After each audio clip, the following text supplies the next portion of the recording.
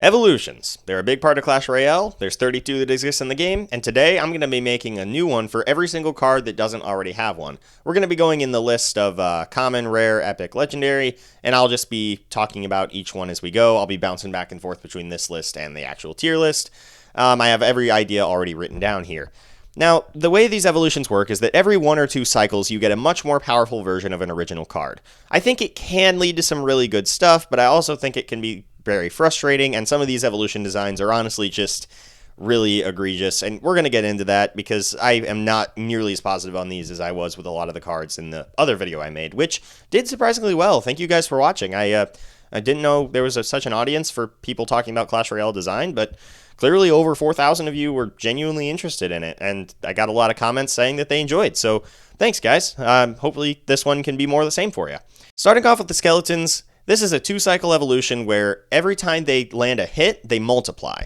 This can lead to some crazy stuff, like you can get a skeleton army's worth of skeletons for 1 elixir if you use it properly. However, it's also super easy to counter. You can use it with the log, you can use it with the zap, any splash card can take care of them before they have the chance to multiply. It's honestly great. The only thing stopping them from being an S tier is that just inherently skeletons are already super powerful, and having an even more powerful version that could potentially give you damn near infinite value for basically nothing. Yeah, I can't quite put it in S tier, and that's going to go for most of these evolutions. There's not very many I'm going to be putting that high just because of that. They're inherently pretty frustrating, but I love the visual design, the purple eyes. Honestly, the purple aesthetic all these evolutions have look really nice, and I like that they're pretty consistent. And yeah, these guys are overall just great. Not much more to say. And now we can start getting into some new ideas with the Electro Spirit. For this one, I think it could work kind of like the Electro Dragons evolution, where it just goes backwards. So imagine you could go, say, from 3 skeletons to a knight, and then it goes back to finish off the skeletons, and then maybe if there's other troops in the way, you can do up to 3 times, so it can just go back and forth. Basically, all you're doing is getting more value out of the Electro Spirit, but it fits the card's role very well. And that's kind of what I'm trying to do when I'm making these ideas. I'm not just saying, oh, what's the coolest idea possible? I'm saying, what is this card's role, and how can I add to it, and how can I make that role be done better without being overly frustrating? And that's the thing, evolutions inherently are frustrating, so if you see any of these ideas and you're like, oh my god, I never want that in the game, that sounds awful, again, let me know in the comments, I'd be happy to hear that, but also keep in mind, I'm not really strictly looking at just game balance here, I'm just trying to come up with some fun ideas. There's a lot of these ideas that are completely ridiculous and couldn't or shouldn't be in the game, but again, this is a thought experiment, don't take it too seriously. I got a lot of really good constructive criticism in the comments of the last video, but I also don't want people to take it too seriously, think that I'm some professional player and I'm some game designer I'm literally just a guy that likes the game. So try to keep that in mind as we go. Next up we have the Fire Spirits, and this is one of the many cards where I just didn't have a good idea, especially a lot of these lower elixir cards. It's just kind of hard to make a good evolution that doesn't make them overly complicated or make them overly broken. So for the Fire Spirits, just revert them back to how they used to be, where you spawn 3 of them. This is a very powerful idea, obviously, but I don't think it'd be too bad, and it would kind of be a nice throwback to the old card. Pretty simple though. Then we have the Ice Spirit, which again, we're jumping back to the tier list. This one basically does a double stun and an AoE attack, so the first stun works normally, and the second one is basically a big blast of frost that freezes a second time. Now, this one, I'm actually going to put a tier lower in B. Visually, I think it's just as strong as the skeletons, but I have to put it lower because it is so frustrating. Again, like I mentioned in the last video, the Ice Spirit is just one of the most powerful cards in the game conceptually, and making it more powerful, even with 2-cycle, which again, 2-cycle means you have to play the card 3 times before you can actually get the evolution. And it is just so damn powerful, and it can be very frustrating to deal with. So I think B tier is probably a good spot for it. Next up, we got the Goblins and Spear Goblins, which I didn't really have a good idea for. I think the normal Goblins could have a second knife, where you don't speed up the attack speed, but since there's 2 knives, you're actually attacking twice as fast. And then for the Spear Goblins, just have the spears do like quadruple damage or something. I know that sounds like a lot, but my complaint from my last video was that the spears hardly feel like they're doing anything, so you could definitely do something with that and have the spears look really cool, maybe give them a poison property or something. Something like that would be pretty cool. And now we have a long streak of evolutions that do exist, and we're starting with the Bomber. Oh man, I'm conflicted on this one. So the idea is basically that when you throw the bomb, it skips like a rock and goes up to 3 or 4 times. Does it skip? I'm not 100% sure. I haven't used it much. But I'm probably going to have to put it in D tier. It's just so frustrating. For 2 elixir, you can basically use this as a pseudo magic archer in certain circumstances, and that feels pretty damn powerful, especially since you can use this very well 2, even 3 times in a game if, the match goes on for a long time. It's just really frustrating. And at a certain point, it doesn't matter how good the idea is, you gotta put it this low when it becomes that infuriating. Next up, we got the Evo Bats, which I'm probably gonna put in C tier. Basically, every time they land an attack, they heal, which is really cool conceptually. They're literally vampires sucking the life out of you, which is neat, but conceptually it's just healing, and there's a lot of evolutions that are just healing and nothing else, and that's not very interesting or exciting, especially in the case of the bats where you're pretty much going to take them out with the same cards you would anyway, so it doesn't really feel that much different, just kind of adds frustration. So I think C tier is good. And then next we have the Zap, which again I'm going to put in C, and I will be ranking these within tiers. Do I want to put it higher? No, I'm not going to put it higher. It's so boring. It's literally just the Zap, but there's 2 of them. But again, what are you going to do with an evolution for this card? When I started making a lot of these evolutions for some of these spells, I ended up coming up with the same issue, which you're going to see as we get into some of these ideas.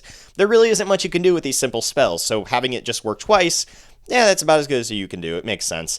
But the giant snowball, man, they actually really nailed it. Where did I end up putting this? Yeah, I think S tier. This is an incredible evolution. This is a really unique idea that builds upon the concept of the giant snowball and makes it far more interesting and powerful.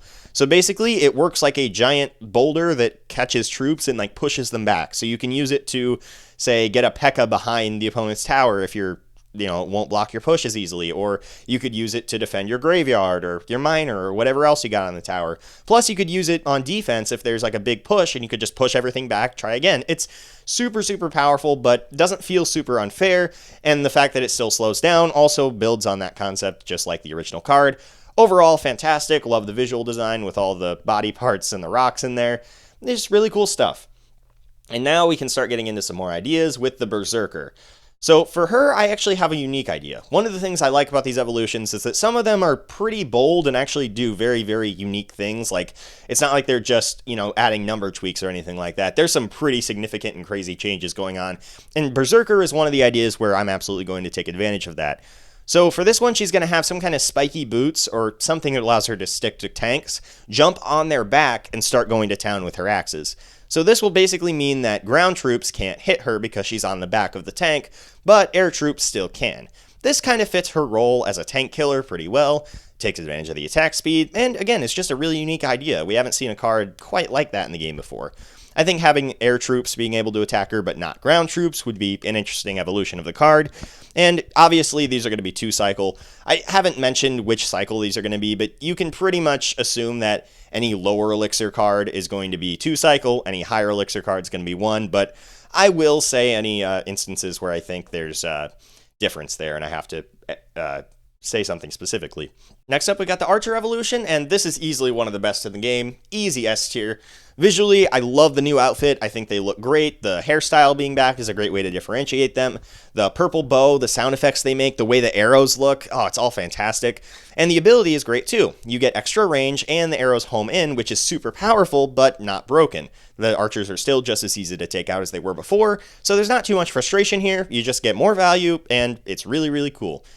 Easy S tier there. Now we have the arrows, and again, with these simple spells, there isn't really much I can do. How about just add 1 or 2 extra barrages? So now that the arrows are staggered, where it's like 1, 2, 3, just add 4, maybe 5 if you want to be powerful. Again, not really much you could do. Just add a little extra damage, little extra utility on there. Next is the Knight, which already has one. A lot of these common cards do, so we're going to be bouncing back and forth quite a bit at the start here. Where do I have him here? Oh, there he is. 2-cycle deals, or wait, what is his? Yeah, that's kind of the problem. This guy's going in C tier because I don't even remember what this guy's is. It looks like he just has more health, but essentially what's actually going on, when he's not attacking, he has damage negation, but when he does attack, yeah, do I want to put him in B? I mean, that's actually kind of a cool idea now that I think about it. Again, the problem is it's pretty basic, just like the normal knight, but also just like the normal knight, I think the function is really good. Him attacking and not having damage negation then makes him feel much more balanced, because that way, once he gets in, he's just as vulnerable, but on the way there, he's, going to have more armor. So he has an easier time getting to the role he's doing, but once he gets there, he has to work just as hard as normal. I think that's a really good way to handle it, so I think a solid B tier works well. And next up, we have the minions, I believe. Yeah, the order is slightly different. What I have here and then what I have on the list here, but we'll get it figured out. For these guys, I think you could have each of them revive once after death. So basically you get a minion horde for 3 elixir, but it's also more spread out, so it's not like you're literally placing all the minions at once. That's a cool idea. It is pretty strong, but a lot of these evolutions are strong, not much to say there. So yeah, pretty simple, but pretty cool. You could do some interesting stuff there. Next we have the Evo Cannon, and one sec here. Let me just... Oh, sorry. Here. This.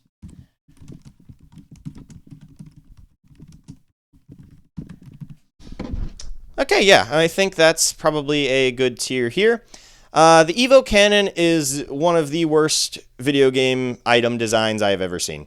This is beyond egregious and represents everything wrong with evolutions as a concept. So let me play this out for you. For 3 elixir, you get what is already one of the most powerful buildings in the game, and a bomb barrage that used to drop, I believe, 12 bombs. I know it's been reduced now. They nerfed it, which helps slightly, but not much. And all of these bombs not only do insane damage, I'm talking like hundreds of damage, they also do knockback. So this card gives you basically a giant screen wipe for 3 elixir, and you get it at least twice throughout the game if you're smart, because you can just cycle through your cannon to get to it.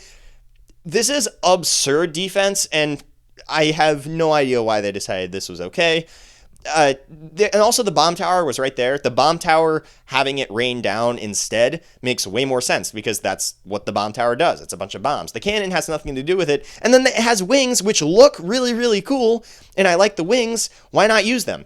My new evolution idea for this would be have it fly up, being able to hit air troops. See how that's a little out there, and that kind of does step away from what the card's role is supposed to be, but it fits with the design they went with and is way better than what we got now.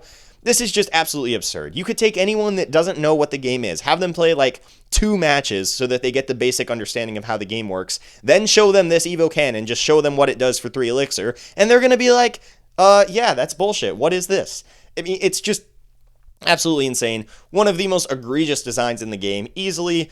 Absolutely hate it. My least favorite card in the game by a landslide. 3 Musketeers have been completely usurped by this thing. I just was genuinely offended when I saw this. And I'm not even saying that it's objectively the worst evolution. It's probably not, but it gets its own tier below everything else because it's the one that definitely screams, we want to make money.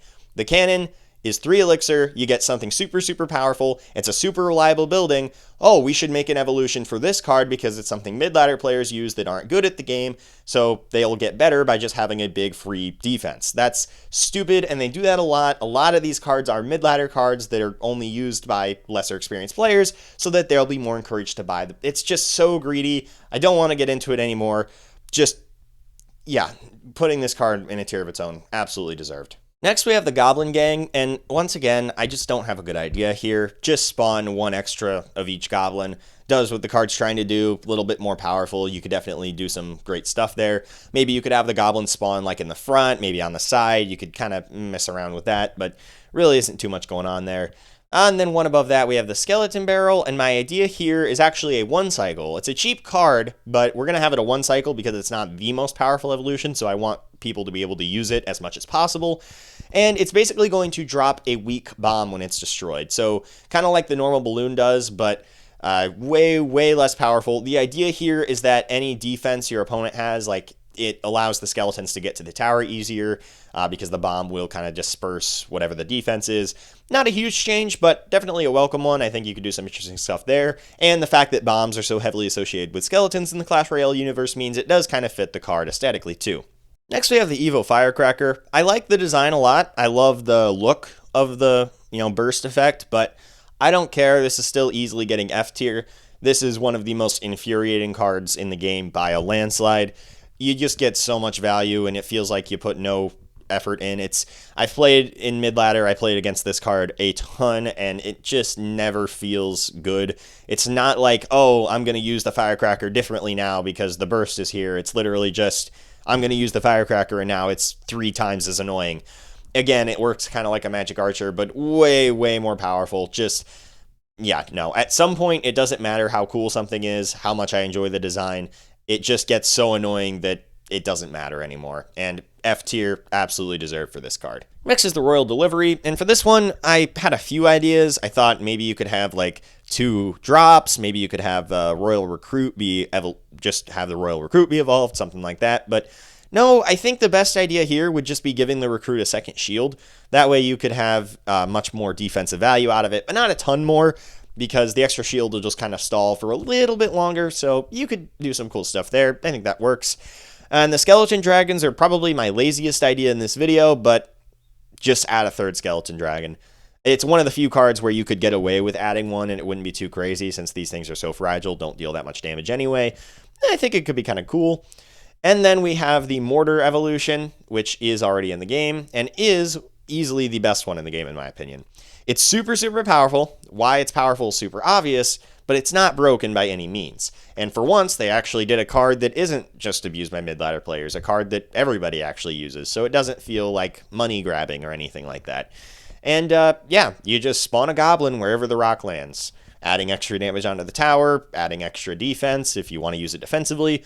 It works really well. Not much more to say, honestly. And we have the Tesla, which I'm going to put in B tier. It's fine. It just kind of adds a shockwave around the tower, which I do like the aesthetic of, but honestly, not much interesting going on. Just kind of takes an already frustrating card, makes it a little bit more frustrating, so I think B tier works. Do I want to put it above the Knight? I don't know.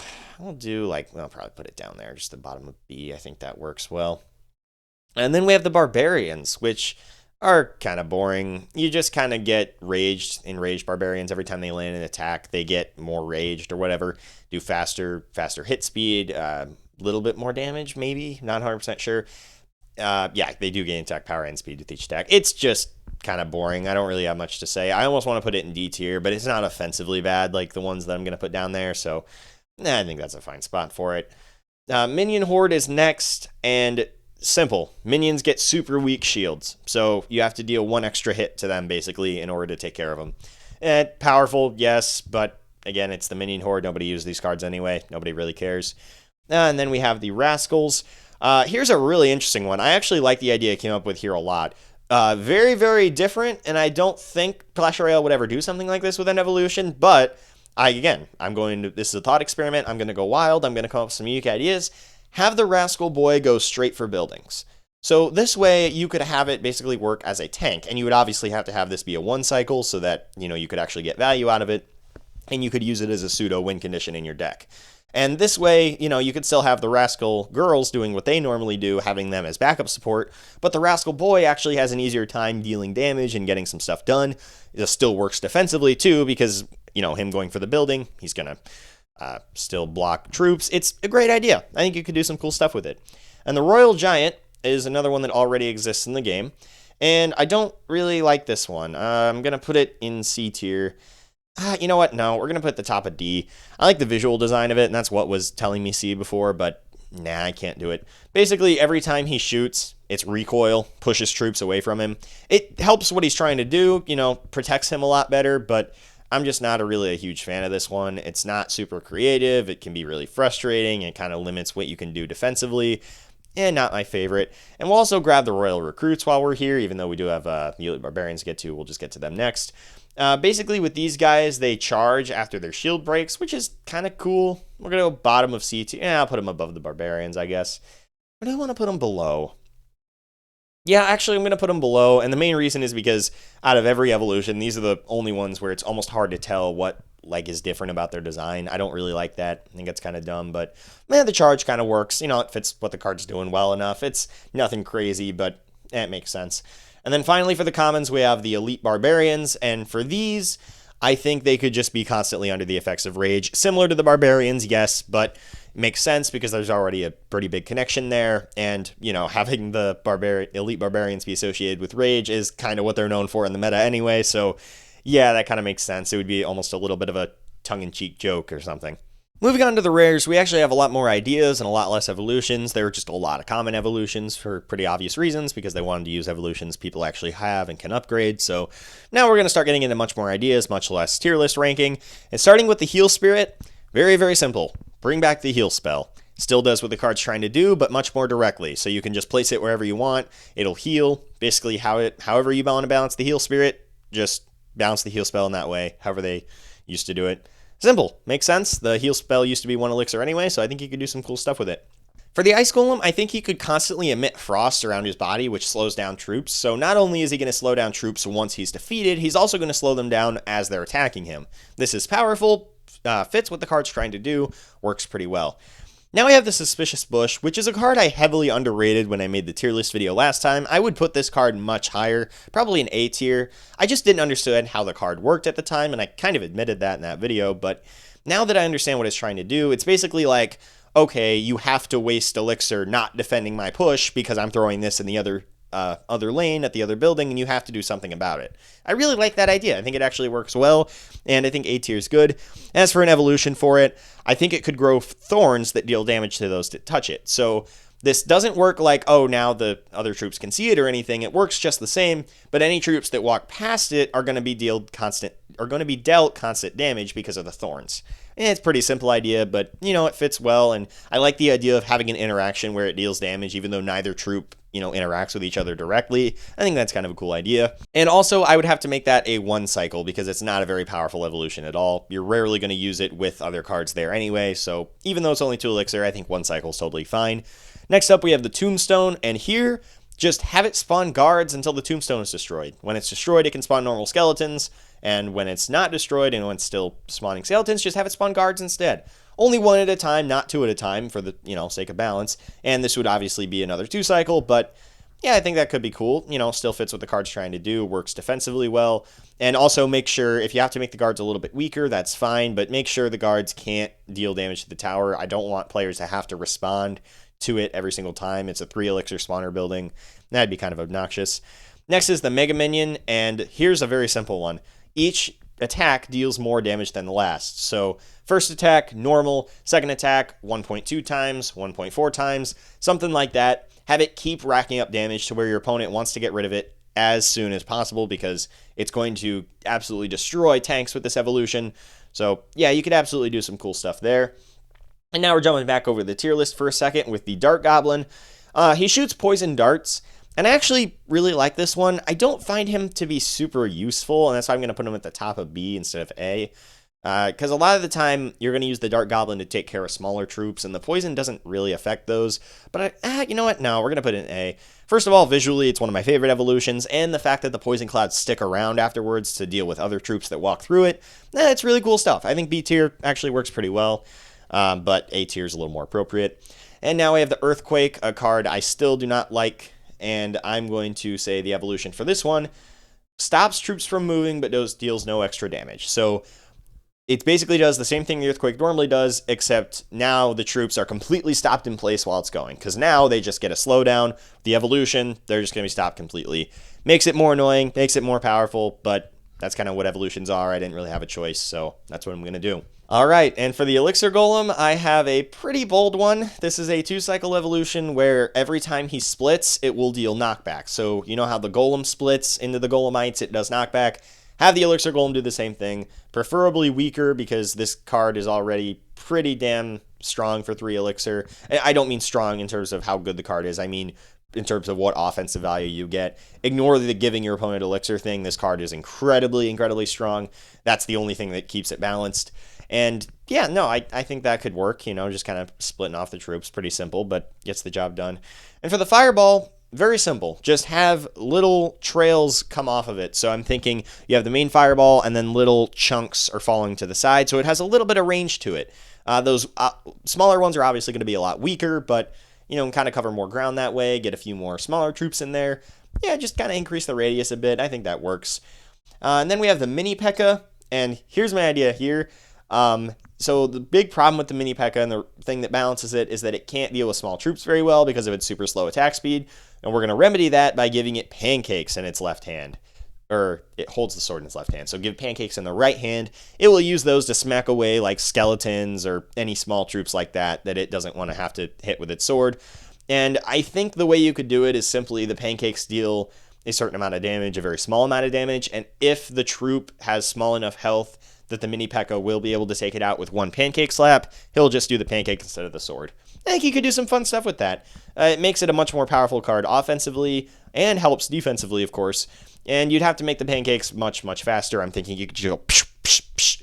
So if he has like a 1 elixir 3 skeleton card, you could just smack them away real quick in the time it would take to swing the sword once. Yeah, basically speeding up the card, making it a lot more effective, and you get to use pancakes. So I think it's a great idea.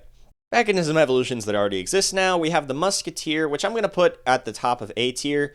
I really like the idea behind this one. So you get 3 sniper shots from the Musketeer, and after those are over, it just works like normal again. But the sniper shots have to be on a super, super skinny line. So there's only one little lane that you can hit. Basically means that you can snipe from the other side of the arena, take care of something you don't want. Almost use it as a pseudo spell, plus you get a Musketeer after you're done. Can be frustrating, can be pretty easy to use. Like, there's not a ton of nuance there, but I love the idea. I think it's really cool. The only reason it's not an S is because I don't really like the idea that you just use the thing once and then it's just the normal version of the card. I like it a little bit more when the card is constantly different, every interaction's different, but still really cool, really creative. Next we have the Goblin Cage, which I'm going to put in C tier. Points for creativity, but man, it can be pretty frustrating. So basically it pulls troops in, so literally any troop of any size, it'll pull it in and deal damage over time until either the troop dies or the cage is destroyed. And I like that there's counterplay. I like that once the cage is destroyed, you still have the troop. It's not like the troop is just instantly dead once it goes in the cage, but it does kind of get frustrating that your troop is just completely MIA while it's in the cage. There's nothing it can do. Kind of alright, just put it in C. And then above that we have the Valkyrie. I want to put in F, but I like the visual design. I like the haircut a lot. I like the new axe. I think I'm going to have to go D. This has the same issue as the Firecracker, where it at some point doesn't matter how cool your idea is or anything like that. It's just too frustrating. And this is absolutely an example. So you get a Valkyrie, but it also has a tornado effect that pulls troops in. It is just insane. The amount of pushes this thing could shut down is ridiculous. It feels... I gotta put it in F, right? I mean, there's just nothing there that... Yeah, no, I'm going to put it in F. The design isn't quite enough to save it. It's close. I'll give it that. I almost put it in D, but I'm not feeling very generous with this one. I just hate the damn thing. Battle Ram, though. Much bigger fan of this one. Where did I end up putting it? Did I put it all the way up in S? I think I did. Yeah, I did. And you know what? That's a good spot for it. Bottom of S because it can be frustrating, but I like the idea. Once it hits a building, it bounces back and can ram into it over and over again. Plus, it deals pushback to troops while it's running. Both really cool changes. Like the card a lot. Good evolution. For the Bomb Tower, just give it the evolution that the cannon has. It makes way more sense for 4 elixir. That's still super, super powerful, but it's not like absurd like the cannon is. The bombs make more sense. It makes more sense with what the card's trying to do. Yeah, why not just give it to the Bomb Tower? I genuinely have no idea. The only reason they didn't is because the cannon was more popular. Anyway, moving on to the Flying Machine. This is going to be a 1 cycle. And there's a troop that spawns from the Flying Machine once it's defeated. You could have it be a new troop, or you could just have it be like a Royal Recruit without a shield or something. Kind of depends. It does match what the card's doing because it's more of a defensive unit, so you could just kind of have it, be a little bit of a distraction or something after the Flying Machine's defeated. Neat idea. The Hog Rider is one of those, it's super, super hard to touch, but my idea here was a 2-cycle evolution where it spawns in with a single Royal Hog. So you could either split it, you could have it go with... You're not really going to defend it any differently. It's just going to add additional chip damage. You could have it be a very weak Royal Hog, something like the Mother Witch if balance is an issue. Yeah, just kind of figure it out from there, whatever you'd like. And then we have the Battle Healer. Again, this is an inherently frustrating card, so it's a really weird idea to give it an evolution. But my idea was simply that the healing field does a little bit of damage. So not only is it healing troops, it's also dealing a tiny bit of chip damage on top of that. You could make that work. You could balance it, And again, keep in mind with these, I'm not trying to balance it perfectly. Maybe if some of these are too strong or too weak, you could change the cycle to be 1 or 2 respectively. You could have, the damage values changed a little bit. Maybe what I'm talking about, like for this one, for example, if the battle healer evolution was too strong, you could just say, oh, well, it only does, like literally it takes 3 uses of the burst before a single skeleton dies, so it does that little damage or something. Again, you could balance these however you would like. Again, these are just supposed to be fun thought experiments more than anything else. Next, we have the furnace, which I'm actually just basically going to turn into the reworked Goblin Hut, which is in the incorrect place here. It has the updated card art, but is still 5 elixir, which it's not anymore. I love what they did with this card. The new Goblin Hut is an easy A tier, maybe even an S tier card. One of the best reworks in Clash Royale history. And for the Furnace evolution, just make it a 1 cycle that turns it into that. So it basically spawns reactively, just like the Goblin Hut does, and it spawns 3 Fire Spirits on death as well, which it again normally doesn't do, just spawns 1. That's a good evolution for it, I think. Has multiple purposes, but basically buffs the card in everywhere it's trying to do, and it takes inspiration from, again, like I said, one of the best reworks they've ever done. Next up, we got the Zappies, and my idea here is just like the Electro Spirit, have the bolts go through targets. This time it wouldn't obviously be balanced if you had it go back and forth or anything. Just have it go up to 2, maybe 3 people. I don't know, pretty simple 2 cycle, but kind of the best I can come up with these guys. And then we have the Goblin Demolisher. And I had a couple ideas here. I could have made either the dynamite itself more powerful. I could have given him an easier time getting to the tower. But ultimately what I went with was a 1 cycle where he throws dynamite on his way to the building. So basically everything is the same, but he can still throw dynamite even as he's running towards the building. You got some cool interactions that could happen there. Just kind of gives him an easier time getting there. Has a more defensive value while he's getting there. So we'd probably push him more in the direction of an even more defensive card because, again, you getting to the tower isn't really a huge deal with this guy. But still, really cool idea. I think this is a good place for him. Next up, we have the Giant, and this is the most simple tank in the game. What the hell was I going to come up with? I could have done something crazy. I could have come up with like a crazy idea, like he gets 50 bazookas or something and he just blasts everything. No, just have him walk faster. I know that sounds like really boring, and it is. I definitely would put that in like C tier if I was putting it on the tier list and it was an actual evolution. But it fits what the card's doing, and again, you're not supposed to get overly complicated with a card like this. This is a pretty simple card. Just give it a simple 2 cycle evolution. Not much more to say. And now we have the Goblin Hut, which, like I said, the reworked Goblin Hut is amazing. I absolutely love it. And here I am going to, let's see, where do I put it? It's kind of back a lot further because the elixir cost kind of throws it all off, so I had to go looking for it. Basically, it spawns passive spear goblins and reactive ones. So basically, we're combining what it does now versus what it used to do. Combining the good with the bad.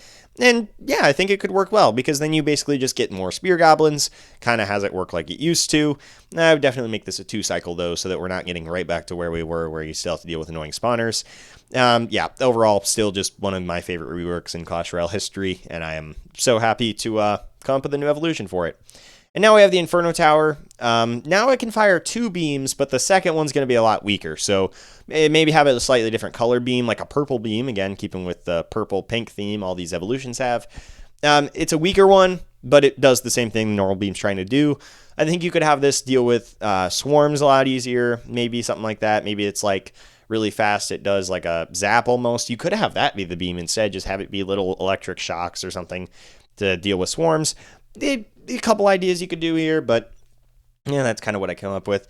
And the Royal Hogs, I had a really hard time coming up with something for the Royal Hogs. I almost thought about a really crazy idea where they have like reins that connect all 4 of them. So basically everything is pushed, but that seemed a little too powerful, a little too janky. That probably would lead to some weird moments. I just decided to keep it really simple. Uses massive tusks to smack troops away, but it doesn't work when it's connected to a building. Okay, maybe that's not that simple. Basically what I'm thinking of, it's their tusks get purple and grow like huge, and they're starting to, while they charge for the tower, they're just smacking troops away, so smaller troops go flying backwards. But once it lands on the building, it's just the normal Royal Hogs again, so they're just as easy to take out once they get to the building, but they have an easier time getting there. It makes sense, pretty solid.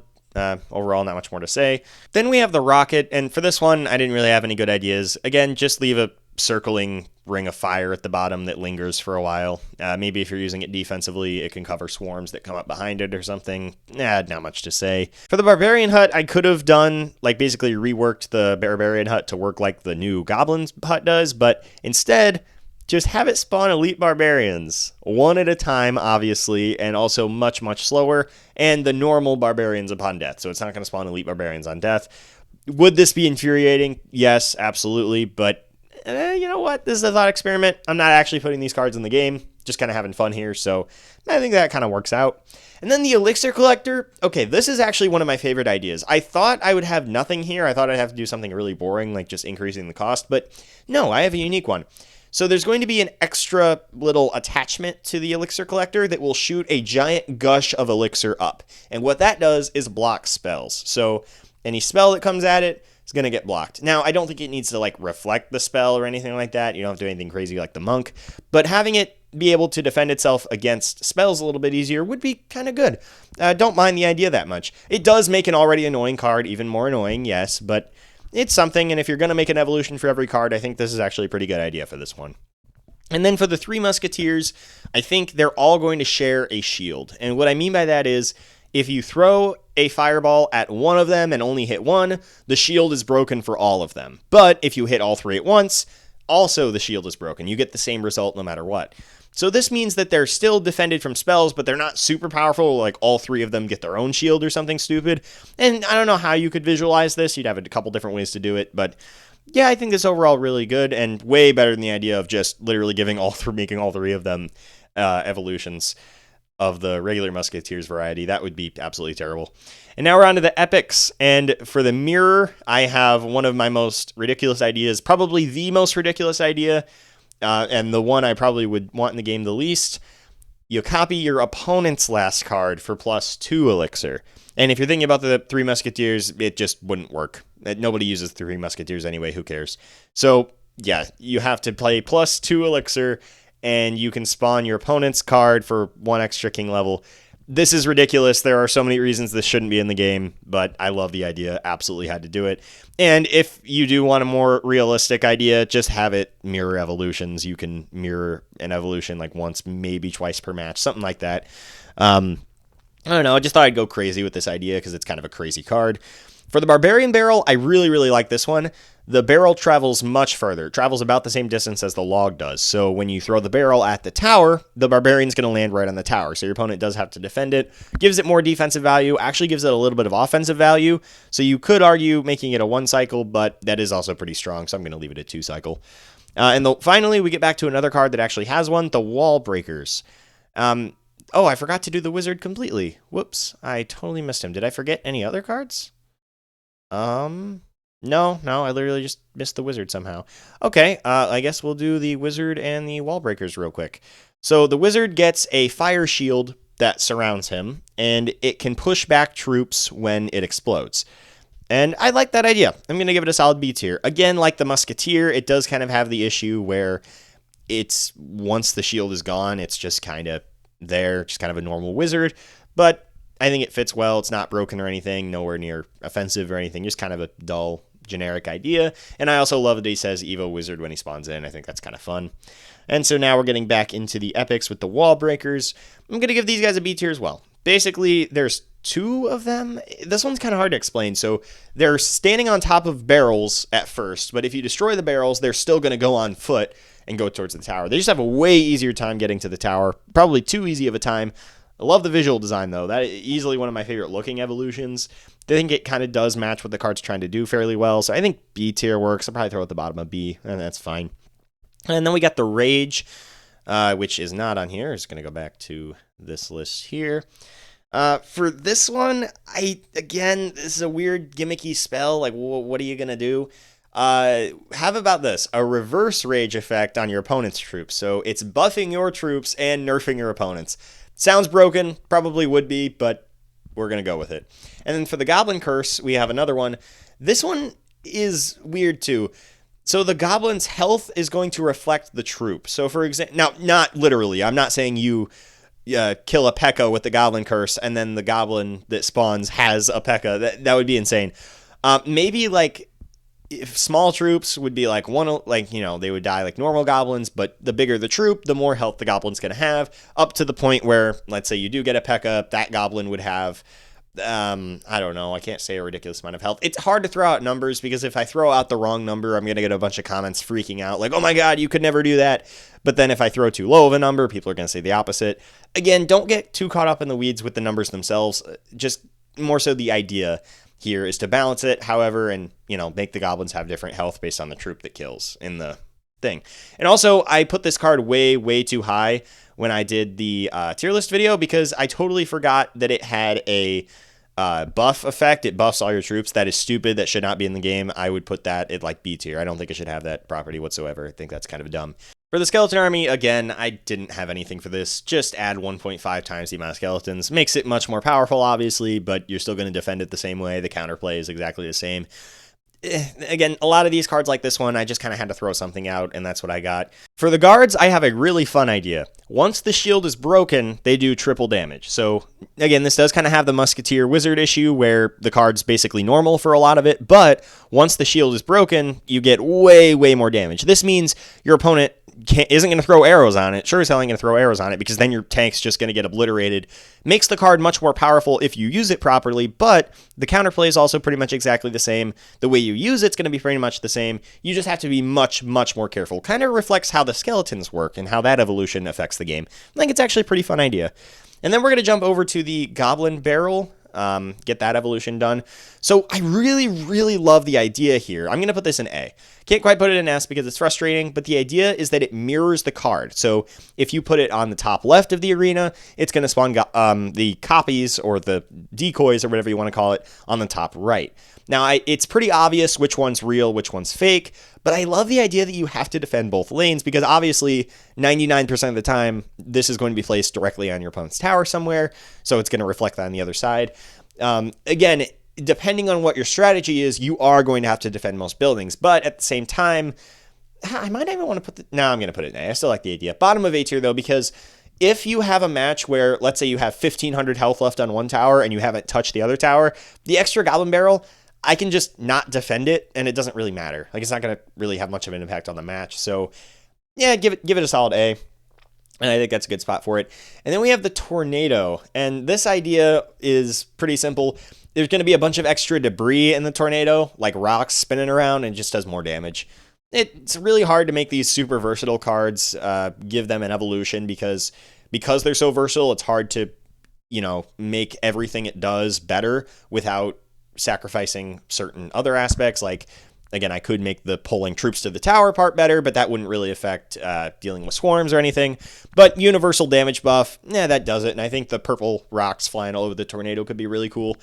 Then for the clone, very simple. The clone troop will now have 5% the health of the base troop. So instead of just having 1 HP, it's going to have like whatever, again, 5% of whatever the health is. So for skeletons, that's still going to be 1 HP. But for like the P.E.K.K.A., you're actually going to have to do something. This could be absurd. And if you have to reduce the 5%, maybe you could go troop by troop. You could just do, that would kind of get balanced. You want to have consistency and whatever. You want to be able to tell how the card works easily. So I don't recommend that. But again, don't get too caught up in the weeds with the number itself. I think 5% might be okay. Maybe not even powerful enough. I'm not 100% sure how that would affect the meta, but it's a cool idea. I think it could lead to some fun stuff. Now we have the Void Spell. It's a 2-cycle evolution. Instead of 3 bursts of energy, it does 5. Simple, but what else are you going to do? Then we have the Baby Dragon, another 2-cycle. Fireballs not only bounce, but also linger. So the fireballs have always looked like bouncy balls to me ever since when I first played the game. So I kind of want to, actually use that in the game. Have them bounce a little bit and then have a little bit of fire trail lingering, but nothing too crazy. Nothing like the Evo Firecracker or anything frustrating like that. Dark Prince, hitting the ground causes powerful shockwaves. So every time it hits, especially with a dash, like if it does the dash charge and then hits the ground, like it's going to shock the entire ground around it. And it's going to like lift up, a little bit of the rocks around it and kind of make like a big boom or whatever. I think that could be fun. Just extra splash damage more than anything, but it makes sense. And then for the freeze, this is a 1-cycle and it deals minor frostbite damage while active. So it just does the same thing the freeze is normally doing, but also deals a little bit of chip damage on top of that. Again, not much more to say. Poison, 2-cycle, slows troops in its radius. So basically does what the Earthquake does, but has the damage of the poison. So very, very powerful if used correctly, but nothing crazy. Now we have the Rune Giant. Very out of order here. There we go. Buffs every one of your cards. So instead, I could have done a lot of things here. I could have given the Rune Giant an easier time getting to the tower. I could have buffed, like given her some kind of way to defend herself a little bit because she's so helpless. But I actually just decided to double down on the buffing thing because I think that's more unique. You can't really do that with any other card. Simple, have her buff everything on the arena. This would have to be a 2-cycle, and this would probably get ridiculously powerful, but I don't think it would be as broken as it sounds, because a lot of the time what she'd be doing is just stopping to, like, let's say you spawn a skeleton army, she would stop, bang her things together, all the skeletons get an extra level, but that's not really going to matter, because again, you're just going to log them or whatever. It could be cool. I think you could do some interesting stuff there. Maybe you could even have some really crazy strategies, like where you have cycle cards and, her stopping in place to bang her weapons together. You could like basically stall her yourself by like, oh, she's going to the tower, but she's about to get hit by something. So I'm going to throw skeletons down that she stops, dodges the attack, hits the weapons, and then keeps going. That's kind of a stretch because that's a very small animation. I don't know what card you'd be dodging with that, but it's a fun idea. I think you could make that work. And then we have the Hunter, which is another one that is in the game. Actually, we got a streak of 3 that are in the game, so we're just going to do that real quick. The Hunter, Goblin Drill, and Witch. Witch is the newest one added to the game. Let's just get her out of the way. I'm actually going to put her in B tier. Everyone thought she was going to be broken, and she is pretty powerful, but she's not bad. Love the visual design. Oh my god, I'm a huge, huge fan of the visuals. I think the way like the eyes look, her new lipstick, it gives her a much more like menacing presence, but also still like kind of that hot mom energy. I can't put that in. I can't put that in the video. Maybe I will put it in. I don't know. Somebody's gonna find that funny. Now we got a string of 3 more epic evolutions, starting with the evolved witch. Everyone thought this was gonna be super broken, and it would have been if they didn't nerf it. But they did nerf it before the game came out, and now I actually think it's not too bad. I mean, a bit above the wizard. Love the visual design. I think the like really intense purple eyes and the new lipstick and everything and the new staff, they all goes a long way to make her much more intimidating, the crown and everything. I like that they even set up a little bit of lore. I know Clash Royale has quite a bit of lore, and maybe I can make a video on that someday. If this video also does pretty well like my last one did, I could do like a lore video going over like, what cards I think have cool lore, rank the cards by lore or something like that. If you guys would be interested, let me know about that. But yeah, I think the idea that like there was that little skeleton and then she's, getting revenge, like the soul of the skeleton, healing her or whatever. The idea that you can just throw a skeleton army on the other bridge, your opponent's like forced to defend it with a log, and then she just heals to the point where she can survive a rocket. She used to be able to survive a rocket. I don't think she can now, thank God. Yeah, no, that would have been absolutely absurd, but thankfully they nerfed her before the game came out. Now I think she's pretty solid, and yeah, I think a B tier is good. Then we have the Hunter, and this one, I love the idea. I think the idea is really cool where he locks you in a net. That, again, fits what the card's role is a really powerful defensive unit where you want to get up close, benefits that well. Still putting it all the way down in D tier, though, very top of D tier, and probably put it below the Royal Giant. This is frustrating. One simple change. Have the net work like normal, but make sure the troop can still attack. So let's say he gets a P.E.K.K.A. in the net. Now the P.E.K.K.A. can still swing her sword, but she can't move. That way, again, you still get the power, but you don't have to deal with nearly as much frustration. That would have been much better. And then we have the Evolved Goblin Drill. I'm going to put it, I guess, at the bottom of C. I'll put it here. It's fine. So basically, it keeps burrowing and regrowing. I think it does it like 3 times. So once it gets like to 1/3 of health and 2/3 of health, it just buries itself back down and reappears around the tower. I don't know how this works if you just spawn it, if you use it defensively. I have never tested it. Again, I haven't had nearly as much experience with the evolution cards as I did with the normal ones. Cool idea, I guess, but a little weird, a little inconsistent. And yeah, it doesn't really change what the card's trying to do that much.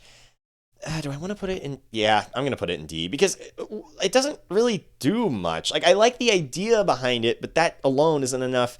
It's not nearly as egregious as the other ones down in D tier, but it's just so kind of just a bad idea. It doesn't really work.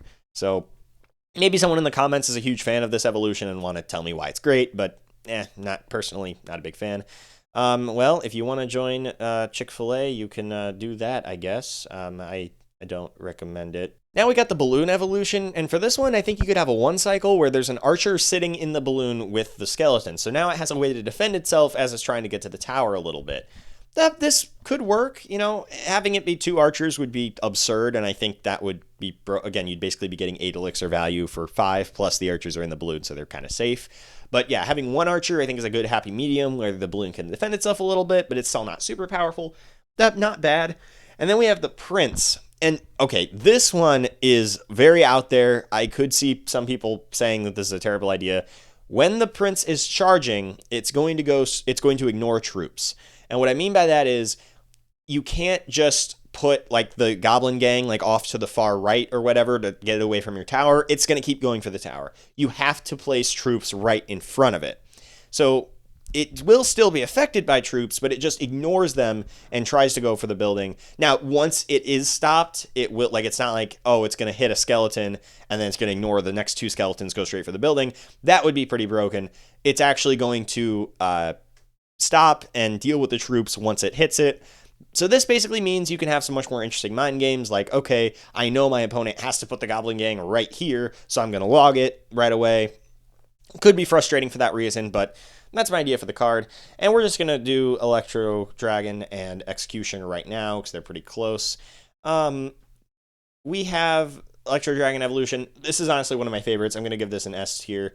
Probably the bottom of S tier because it's not too crazy, but basically it just allows the electricity to bounce pretty much infinitely between. I want to put an A. Dude, I love the Electro Dragon's design, but that's more based on the base card itself, so I'm actually going to put it, we'll do that right about there. I think that makes a little more sense. Can be infuriating because it feels like those bolts just last forever. It feels like the entire 3-minute match is just consisted of those bolts bouncing back and forth between your push. Can be infuriating, but still a cool idea. Speaking of infuriating, we have the Executioner, which I'm going to put down in C tier. Works like normal, except it's a boomerang and it actually pushes things back and brings them towards him. It's just very, very strong in a way that feels frustrating. I do love the sound design. The "let's slice and dice" is a really cool line that he says when he spawns in. So I think I'll do the top of C, but pretty frustrating card. Now we have the Bowler, and for this one, I think you could just have the Bowlers like push troops along with them a little bit better. So it has like spikes on it. Kind of works like the giant snowball, but a much, much weaker version of it. Don't push it like the entire way back. That could be really broken, but you could definitely have the Bowler, basically the pushback is much stronger with this version is kind of the idea.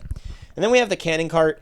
Remember how I said the Goblin Hut had one of the best reworks in Clash history? Well, unfortunately, we also got one of the worst in the same update because the Cannon Cart is just a worse musketeer now. I have no idea what they were thinking. They say it was for, there's a glitch or something that was happening, but I never had any problems with it when I played the game, so I don't know why this was necessary. The card sucks now. I'd put it like in D. Yeah, I'd put it in D tier, which is really sad to say because it's not a bad card. I could just revert it with the evolution, but I have a better idea. The building version, so have it how it is, have the new shitty version, but when it becomes a building, it has the health of a full cannon. So that way, and make this a 1 cycle too, because we actually need people to use this card. Nobody's going to use the card after the rework, or, they shouldn't probably if they have another card leveled up that they could use instead. So yeah, I think just having it be a good cannon that also starts off as a troop that can move a little bit could be pretty cool. You could have some cool counterplay there, and you'd get a full-size cannon on your opponent's side of the arena, potentially. That's kind of interesting. That fun idea. I like this one. And then for the giant skeleton, I think every time he attacks, he's going to drop smaller bombs. So this way I could have had him go straight for the tower, but that seems absolutely broken. I could have had him, have an easier time attacking, just have him attack faster. Maybe he grabs one of his bones out of his ribs and starts hitting with that or something. But no, just have him drop little bombs as he attacks, because that would, help get small troops off of him a little bit easier. Again, these bombs are very, very weak. Like, I'm talking weaker than the balloon's death bomb. It's not going to be something super powerful, but every single attack drops one. And I think that could add up over time. It could help him get to the tower, help him do what he's trying to do as a card. And then we have the lightning. This is going to be a 1 cycle evolution where there's going to be an extra but much weaker bolt. So the way this one works, you're going to have your main 3 bolts like normal, but there's also smaller lightning bolts, like basically mini zaps almost, like little zaps coming too, that deal with smaller troops. So if like you're hitting 3 big troops and there's a bunch of skeletons there too, it'll take out all those skeletons for you. You can have basically infinite of these small ones, so every troop in the lightning's radius is going to get hit. 3 big ones, and then smaller lightnings, to deal with everything. So everything's getting hit, but only 3 really big ones. So I think you could do some cool stuff with that. Now we got 2 more epic evolutions, starting with the Goblin Giant. I'm going to put this in D tier. I just think it's pretty boring. All it does is spawn extra spear goblins when it gets to low health, which does have some interesting stuff going on. It has some interesting interactions, deals with mini P.E.K.K.A. a little bit, could help with that. Certain other troops, but I don't know, just not very interesting overall. Gonna put it in D down with the Goblin Drill. And then we got the P.E.K.K.A., which I'm gonna put at the bottom of B tier. Just heals. Very simple, but it fits. No, I'm gonna put it in C. That is super boring now that I think about it. Love the visual design though. I'll go we'll go top of C. Love the visual design. Love the fact that the sword is powered by butterflies or whatever. Just kind of a cool idea. The purple glowing sword is always. I'm just a sucker for P.E.K.K.A.'s design, and having it an even better version is just awesome. But still, just kind of heals based on how much health the original troop has. Not much more to say. And now we can get on to the last of the epics. Come up with the last few ideas here. We got the X-Bow, Electro Giant, and Golem. For the X-Bow, every third arrow is going to pierce through everything. So what I mean by that is 1, 2, that third shot is going to pierce through the giant, hit the tower. So, and this could obviously work defensively, offensively, in any way. Again, if that's too powerful, you could have it be the 4th or 5th arrow even. So every 5 arrows, every 4 arrows, or if it's not good enough, every other arrow. Because you could argue that, that's never going to really have an impact, but I think basically having it be a piercing shot that literally just goes through everything, has infinite range, can hit the tower, can hit any troops in the back. Yes, it would make the X-Bow more infuriating, but because the attack speed is so fast, you could have some pretty interesting stuff happen with that. And again, it allows you to get chip damage even when the X-Bow doesn't connect to the tower. So your opponent can't just mindlessly throw their tank right in front of their tower. They have to strategically place it and make sure that that arrow isn't going to be able to hit the tower regardless. So that's probably the best idea to come up with for that. And then for the Electro Giant, this one is pretty simple. He's going to spawn Electro Spirits as he loses health. You could do it every quarter health. He could spawn 1 at a time, 2 at a time, whatever. Again, whatever's balanced, whatever you think makes the most sense. Just have him spawn some Electro Spirits. I think that'd be a cute idea. Would help get swarms off of him even better, because even with his giant electric barrier, he still kind of struggles with a lot of swarm cards. So I think you could do some cool stuff there. And finally, for the Golem, I had a few ideas, but the one I ended up settling on was simply just have a bunch of Golemites spawn around it. Again, choose your number however you think. It's not going to really change how you affect the card. It's just going to be you got more to deal with. You got Golemites, have 3, 4 of them, 2 of them, whatever makes the most sense. That could be cool. And finally, we made it to the legendaries. For the log, I love this idea. Very, very stupid. Just extend the length. Just make it a way longer log so it can hit way more at once. It doesn't really affect too many interactions, but the log's pretty much perfect. Just leave it like that. You can just hit. There's been actually a lot of times where I'm trying to use the log and I ended up oh, I need to hit this card, but then the Goblin gangs, they have them over the side. I can't hit them. The evolution log, you could just hit it whenever you want. I think that could be really cool. For the princess, I love my idea I came up with for the princess. Maybe some people will hate it, but I think it's super, super creative. So the big weakness of the princess is that she has super, super low recharge time. So every shot takes, 3 seconds, somewhere around there? So how about this? The time is the same between shots, but while she's waiting or while she's charging up the next arrow, she's able to fire a much smaller, weaker bow to defend herself a little bit. This way she isn't getting completely obliterated by skeletons or something like that. So again, she shoots the fire arrows, and then while she's charging up the next one, she's going to fire smaller arrows or whatever at the other troops. I don't know how you justify that. You could have her use her feet or something to shoot. I have no idea how you would make that work. But you could have a cool idea, or maybe she has an extra pair of hands or something. She's a monster, she's supposed to be this hot princess lady. So maybe you could have a cool idea be that she gets mutated or something, and that's her evolution. And she has extra arms that she's using to fire an arrow to defend herself. I don't know. You could go kind of crazy with the design. I think it's kind of a fun idea. I think it isn't overly frustrating. Just a cool idea for the card. And then we have the miner, and this one, very, very simple, but very big. Only targets buildings. So it will only target the building when it goes. So you put skeletons around it, it's going to obviously take damage to the skeletons, but it's going to ignore them. It's not going to just hit the skeletons and then go to town on the building. And you could even argue that this is a weakness because, like I said, the skeletons are just going to rip through its health, and before it would take out all 3 skeletons and then deal with the tower. I normally don't like doing trade-offs, but man, I just love the implications here that so much of what, you're guaranteed tower damage when this thing gets up, basically. You're almost guaranteed tower damage now. And that makes it much more reliable as a win condition. I think you could do some cool stuff there. Have it be 2-cycle. Yeah, I like the idea. And then we have the Ice Wizard. So I changed both the Landing Frost and the actual attack itself for 2-cycle. So the Landing Blast becomes a much, much weaker freeze. It freezes for like, I don't know, a second, maybe a second and a half. Again, balance it however you want. And the Frost Magic has wider range, just does more splash damage. So you get two pretty minor things. Neither of them really change how the card works, but the card is pretty much flawless as is. I don't want to do much to it, so I think that's pretty good. Now the Royal Ghost. This one I had a hard time with. The only thing that makes it unique and interesting is its disappearing mechanic, so I wanted to take advantage of that with the evolution, and the idea I came up with was that it only becomes visible once it's taken damage. So until it takes damage from some source, it's still going to remain invisible. That means if there's a giant, it's going to just be able to keep hammering away at the giant while invisible. Nothing's going to stop it. You're going to have to find a way to damage it before. Then the second it takes damage, again, like the Musketeer Wizard, it just becomes the normal Royal Ghost again.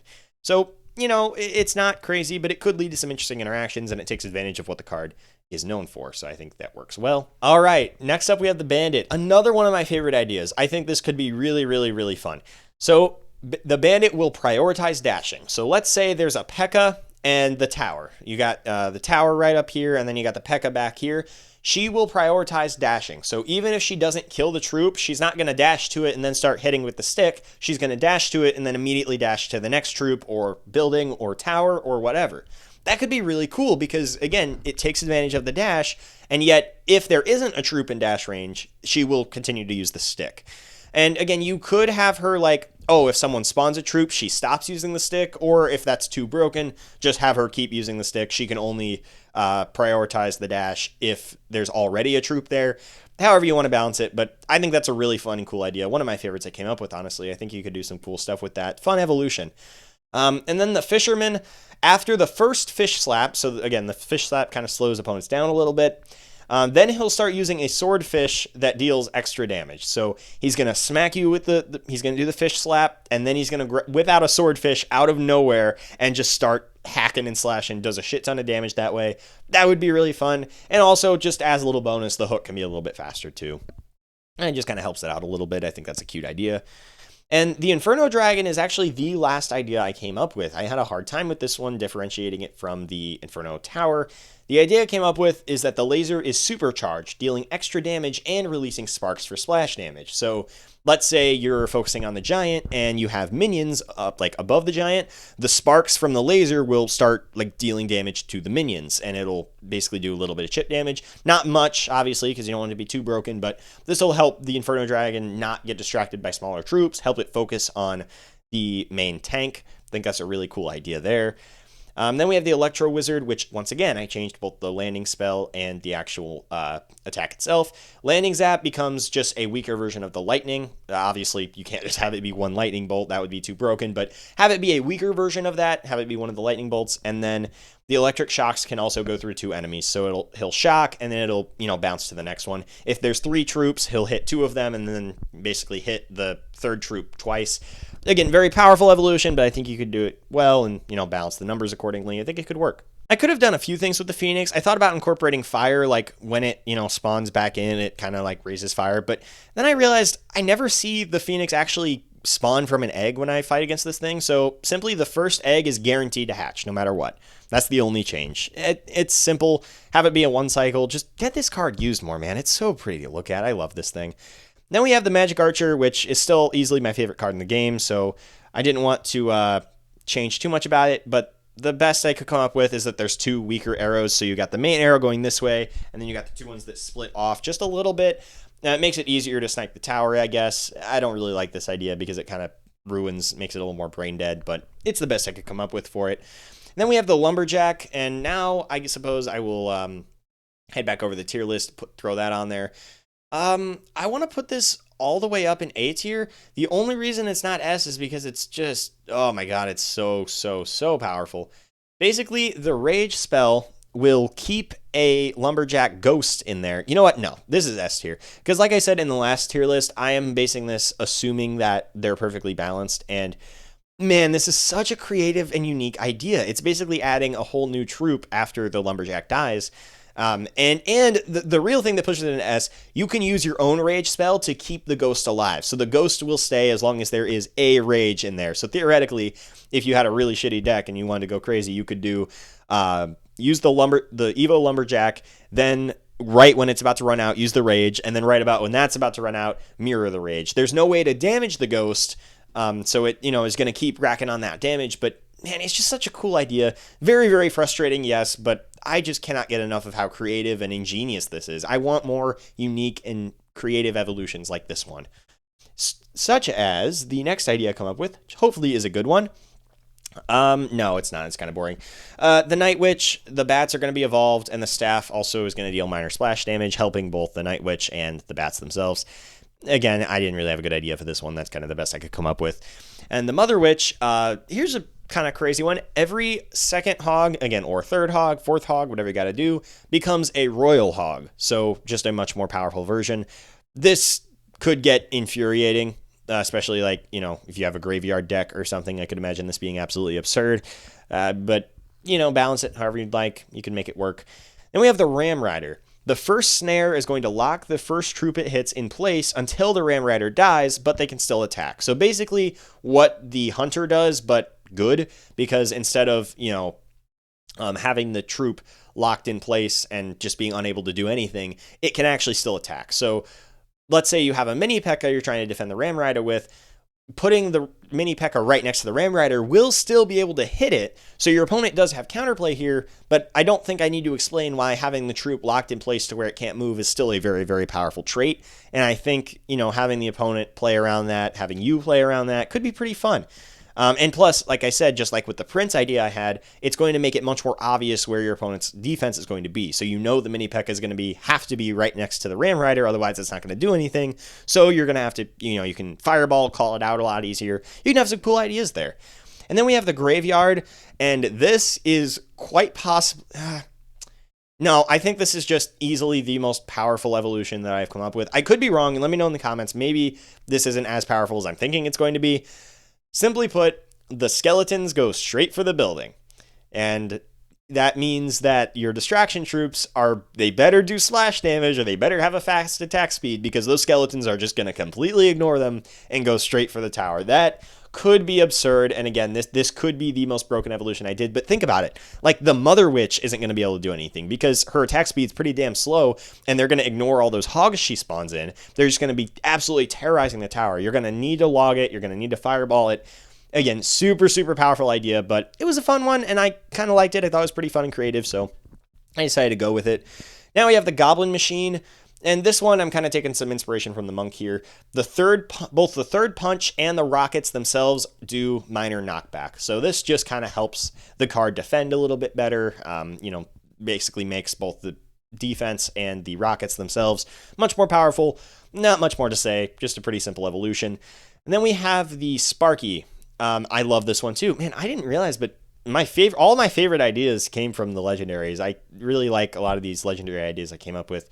The Sparky is going to have a little Tesla pole on her back, and that's going to basically be used like a Zappy. So it's basically just going to be one Zappy on her back, dealing with whatever troops come her way. Doesn't really affect the card in any other way. Doesn't affect her charge time or anything. So, still pretty gimmicky option, but with the evolution, it's going to be a lot easier to get value out of it because of that extra help. Then we have the Lava Hound, and for this one, it's going to gush lava out of its body. So it's going to be a supercharged Lava Hound, and the lava is just going to be pouring out of all the holes in its body, which will basically, like, minions are going to get melted, bats would get melted.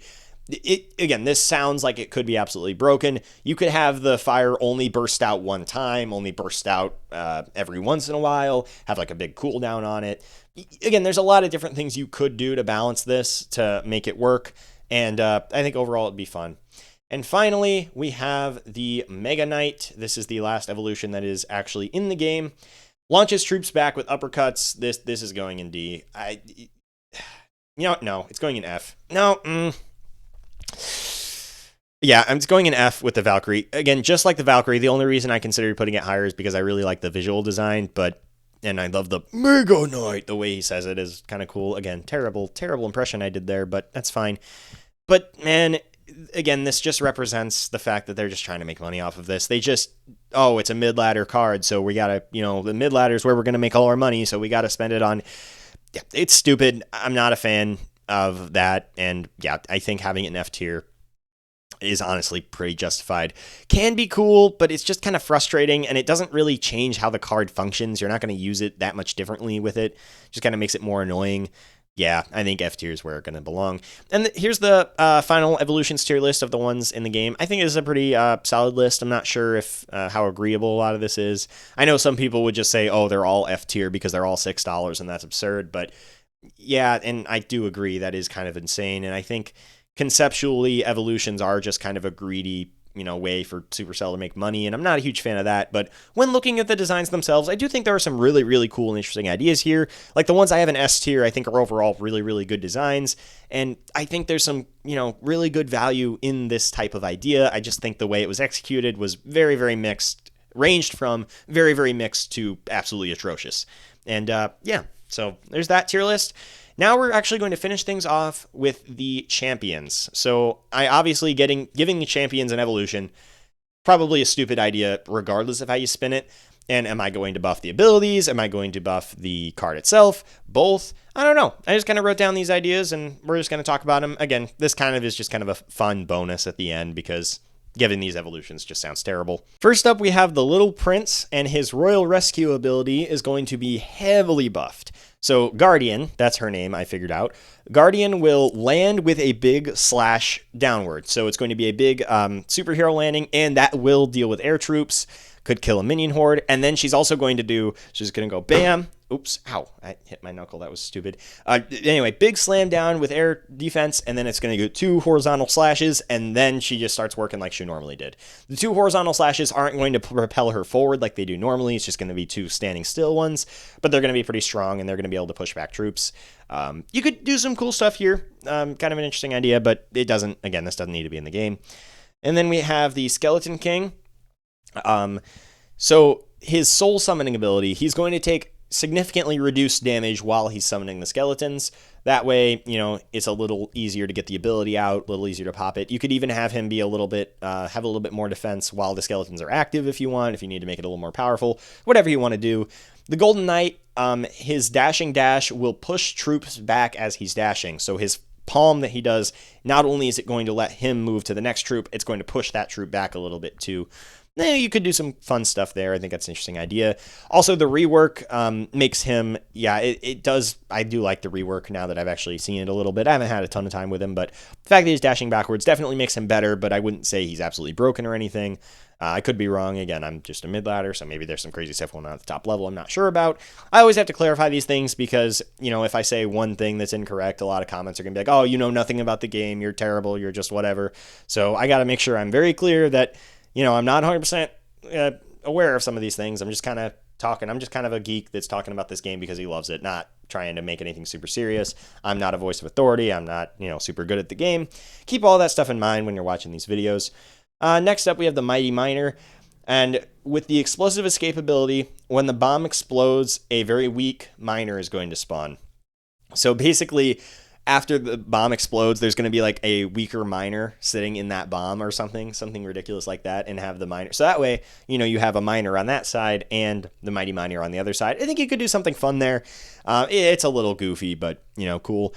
Archer Queen, the Cloaking Cape, every shot sure lands. This is the only time that I'm going to do healing because there's already so much healing with these evolutions. I didn't want to add any, but with her, I am. When she's using her Cloaking Cape, every one of those shots is going to heal her. This is absurdly powerful and will make her extremely frustrating, and that's why these champions just shouldn't get evolutions in the first place. Monk, Pensive Protection. Monk can move while he's using the ability. He just walks forward like normal while using the ability. It doesn't make, he can't attack or anything. He's just sitting there this, and he's floating forward. He's just slowly floating towards the building or troops or wherever he wants to go. And he just keeps moving while he's using the ability. I think that could be cool. Goblinstein, The lightning link, my idea here was simply that the lightning stays a lot longer. Again, this is one of those cards where it's just already such a brilliant design. I don't really want to touch it that much. The stun, you could have it be extra long stun, and you could just have the lightning last longer. No reason to mess with damn near perfection. And finally for today, the Boss Bandit's Getaway Grenade will leave a weak bomb behind when she's dashing away. So the second she hits that dash, there's going to be a very weak bomb that basically explodes at the same time she dashes back. Just kind of makes her more powerful and annoying, but yeah, that's kind of what a lot of these evolutions ended up doing in the first place.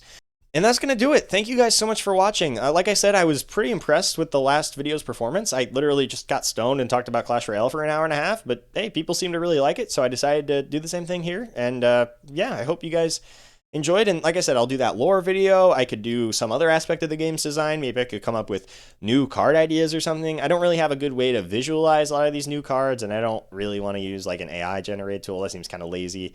I mean, it wouldn't be that bad if I, made it clear that, hey, this is just AI garbage, but I don't know. I still don't really want to do that. So probably not a new card idea, and I also don't really have the way to actually make the art myself. So yeah, we could, see something else. Like I said, the lore video, I could do something where I look at all the buildings in the game, like review them, or go more in detail about certain cards. Whatever you guys want to see, just let me know. Yeah, that should do it. Thank you guys again, and I will see you in the next one.